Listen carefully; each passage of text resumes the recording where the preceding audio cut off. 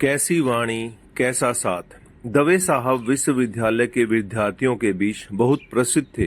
उनकी वाणी, वर्तन तथा मधुर व्यवहार से कॉलेज के प्राध्यापकों एवं विद्यार्थी उन्हें वेद साहब से संबोधित करते थे। ऐसे भी वे संस्कृत के प्राध्यापक थे और उनकी बातचीत में संस्कृत श्लोक, सुभाषित बराबर आते थे। उनकी ऐसी बात करने की शैली थी जिससे सुनने वाले मुग्ध हो जाते थे। एक दिन विज्ञान के विद्यार्थियों की कक्षा में अध्यापक नहीं थे, तो वे वहां पहुंच गए।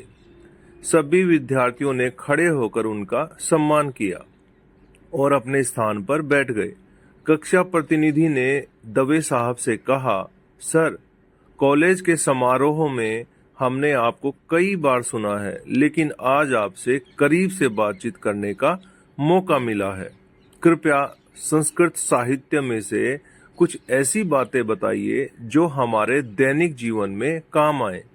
दवे साहब मुस्कुराए और बोले, पृथियाम त्रीणि रत्नानि जलम अनम सुभाषितम। यानी अपनी इस धरती पर 3 रत्न है, जल, अन्न तथा अच्छी वाणी। बिना जल तथा अन्न हम जी नहीं सकते, लेकिन सुभाषित या अच्छी वाणी एक ऐसा रत्न है जो हमारी बोली को श्रृंगारित करता है। हम अपने विचारों को सरलता से तथा स्पष्टता से सुभाषित द्वारा सबके सम्मुख रख सकते हैं। दवे साहब अभी बोल ही रहे थे कि किसी विद्यार्थी ने प्रश्न किया, हम वाणी का प्रयोग कैसे करें तथा हमें किस तरह के लोगों का संग करना चाहिए। पुत्र, तुमने बड़ा ही अच्छा प्रश्न किया है। इसका उत्तर मैं 3 श्लोकों के माध्यम से देना चाहूंगा। तुम्हारा पहला प्रश्न, वाणी का प्रयोग कैसे करें।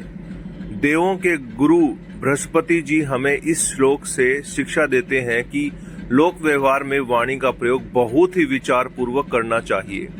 बृहस्पति जी स्वयं भी अत्यंत मृदुभाषी एवं संयत चित्त हैं। वे देवराज इंद्र से कहते हैं, राजन, आप तो तीनों लोकों के राजा हैं, अतः आपको वाणी के विषयों में बहुत ही सावधान रहना चाहिए।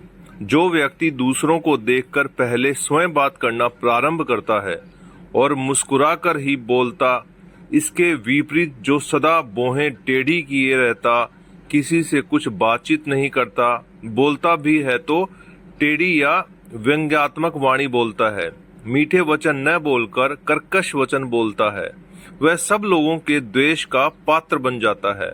अब तुम्हारा दूसरा प्रश्न, हमें किसका संग करना चाहिए। देवों के गुरु बृहस्पति जी बताते हैं कि जो मनुष्य चारों पुरुषार्थ यानी कि धर्म, अर्थ, काम तथा मोक्ष की सिद्धि हो ऐसी चाहत रखता हो, तो उसे सदैव सज्जनों का ही साथ करना चाहिए।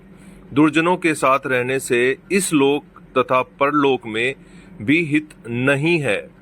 दवे साहब तथा विद्यार्थियों का संवाद पूरा हुआ और सभी विद्यार्थियों के मुखमंडल पर आनंद की उर्मी थी। आज सभी विद्यार्थियों को एक अच्छी सीख मिल चुकी थी। तो दोस्तों, ये आपको कैसा लगा नीचे कमेंट करके बताइएगा। नए हैं तो चैनल को सब्सक्राइब कीजिएगा, शेयर कीजिएगा। धन्यवाद।